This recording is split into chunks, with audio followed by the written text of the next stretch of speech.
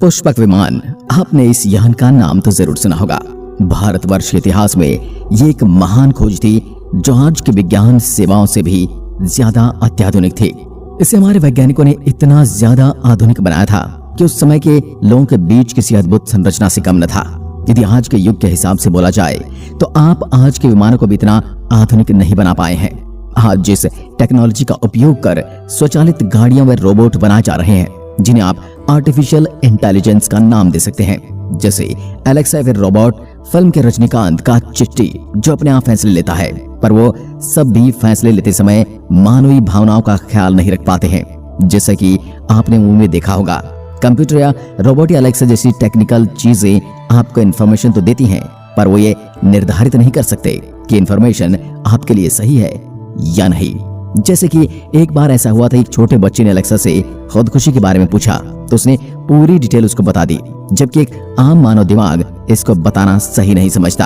अब आप सोचेंगे मैं आपको ये सब क्यों बता रहा हूँ? वो इसलिए कि विमान इतना ज्यादा आधुनिक था कि इसके नियंत्रण में ये होता कि ये उसके सोचने मात्र से अपने दिशा और गति को नियंत्रण कर सकता था। यानी चालक के दिमाग से यह इंस्ट्रक्शन लेता था, अपने आकार को नियंत्रण कर सकता था, यानी इसको जरूरत के हिसाब से छोटा या बड़ा भी किया जा सकता था, यानी इसको फोल्ड करके छोटा और इसको एक्सपैंड करके बड़ा किया जा सकता था। और ये आज जो हमारे ईंधन के पेट्रोल, डीजल, इनके अलावा सूर्य ऊर्जा, अग्नि ऊर्जा, जल ऊर्जा और परमाणु ऊर्जा से संचालित भी होता था। और इसको लंबे समय तक ये ऊर्जावान बनाए रखने के लिए इसको परमाणु ऊर्जा ही सबसे सही लगती थी। अगर इस हिसाब से देखा जाए तो पुष्पक विमान आज के विमानों से कहीं ज्यादा उन्नत तकनीक वाला विमान था। क्या आप जानते हैं कि लड़ाकू विमान था या फिर यात्री विमान? और उस समय के लड़ाकू विमानों के नाम क्या थे? और रावण के वध के बाद पुष्पक विमान का क्या हुआ था? पौराणिक काल में क्या और भी विमानों या उड़ने वाले वाहनों का जिक्र मिलता है? वाल्मीकि रामायण व अन्य रामायण में इसकी विशालता, सुंदरता व शक्ति के बारे में उल्लेख मिलता है। आज हम उन्हीं में से कुछ मुख्य बातें आपको बताएंगे। रामायण में लिखा है कि रावण ने इसी वाहन के द्वारा यानी पुष्पक विमान के द्वारा माता सीता का अपहरण करके पुष्पक विमान के जरिए ही अयोध्या लेकर गया था। वाल्मीकि रामायण में इस बात का वर्णन मिलता है कि पंचवटी आश्रम से माता सीता का हरण करके रावण पुष्पक विमान से लंका की ओर चला। रास्ते में जटायु ने माता सीता को बचाने की कोशिश की। जटायु ने पुष्पक विमान में सवार रावण पर हमले किए, लेकिन रावण की ताकत के आगे मजबूर वो माता सीता को बचा न सका। हवाई मार्ग से पलक झपकते ही रावण माता सीता को लेकर अपने सोने की नगरी श्रीलंका में पहुंच गया। पुष्पक विमान को लेकर और भी कई पौराणिक कथाएं हैं। पुष्पक विमान को लेकर कई दूसरी पौराणिक कथाएं भी हैं। इनमें प्राचीन काल में उन्नत तकनीक वाले विमानों के बारे में पता चलता है। स्कंद पुराण में खंड 3 अध्याय 23 में इसका उल्लेख मिलता है। कहा जाता है कि ऋषि कर्दम ने अपनी पत्नी की प्रसन्नता के लिए एक विमान बनाया था। इस विमान के जरिए कहीं भी आया जाया जा सकता था। ऋषि कर्दम के बनाए विमान में भी पुष्पक विमान वाली खूबियां थी। ऋग्वेद के 36वें सूक्त में एक विमान का जिक्र मिलता है। पंडित मधुसूदन सरस्वती ने इंद्र विजय नाम के ग्रंथ में लिखा है कि ऋग्वेद में इसका जिक्र मिलता है कि प्राचीन काल में ऋषियों ने 3 पहिए वाले एक रथ का निर्माण किया था। ये रथ अंतरिक्ष में भी उड़ान भर सकता था। रामायण में मेघनाथ के भी उड़ने वाले रथ का प्रयोग करने की जानकारी मिलती है। कहा जाता है कि ईसा पूर्व 4वीं शताब्दी में महर्षि भारद्वाज ने बाकायदा वैमानिकी शास्त्र लिखा है। इसमें अंतरिक्ष में उड़ने वाले विमान बनाने की जानकारी दी गई थी। कहा जाता है कि महर्षि भारद्वाज ने जिस तरह से विमान बनाने की जानकारी दी थी वह आज के विमान बनाने की तकनीक से कहीं आगे था। कहा जाता है कि पुष्पक विमान आज के विमानों की तरह था, यूं कहे आज के विमानों से भी कुछ ज्यादा ही एडवांस था।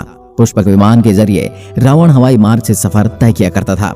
रावण को एक भयंकर युद्ध में रावण का वध करने के बाद और माता सीता के साथ उसी विमान के माध्यम से भगवान श्री राम, माता सीता और लक्ष्मण जी लंका से अयोध्या लौटे थे। रामायण में जिस तरह से पुष्पक विमान का जिक्र मिलता है उससे तो यही लगता है कि ये आज के हवाई जहाज की तरह था, लेकिन तकनीक के मामले में मॉडर्न एरोप्लेन से कहीं आगे था। कहा जाता है कि पुष्पक विमान की तरह रावण के पास कई लड़ाकू विमान थे। पौराणिक कथाओं के मुताबिक पुष्पक विमान को विश्वकर्मा ने बनाया था और इसे उपहार स्वरूप उन्होंने ब्रह्मा जी को दिया था। कुछ कथाओं के अनुसार पुष्पक विमान को ब्रह्मा जी ने ही बनाया था। ब्रह्मा जी ने यह विमान कुबेर को भेंट किया था। कहा जाता है कि अपने ताकत के बल पर रावण ने कुबेर से इस विमान को छीन लिया था।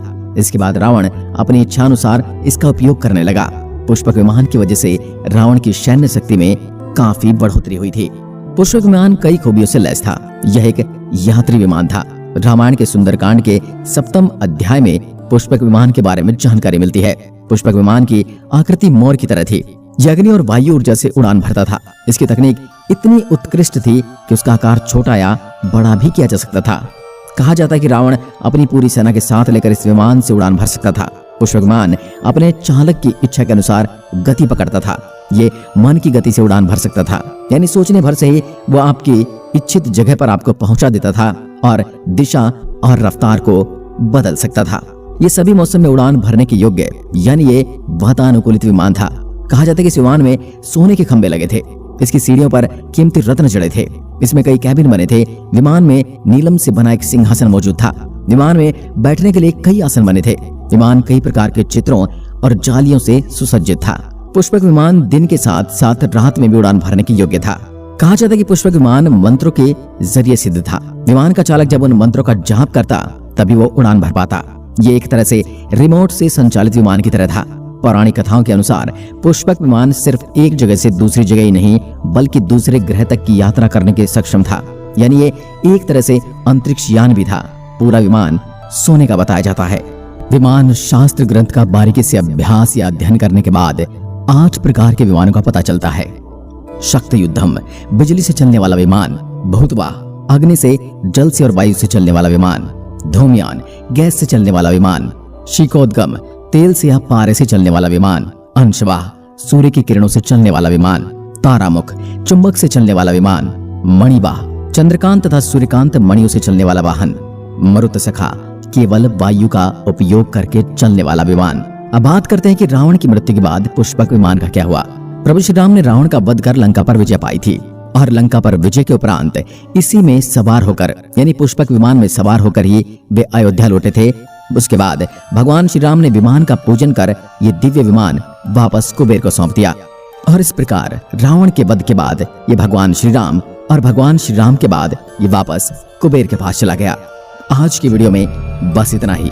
अगर वीडियो पसंद आए तो लाइक कीजिए और ऐसे ही वीडियो देखने के लिए चैनल को सब्सक्राइब जरूर करें। जय हिंद, जय भारत।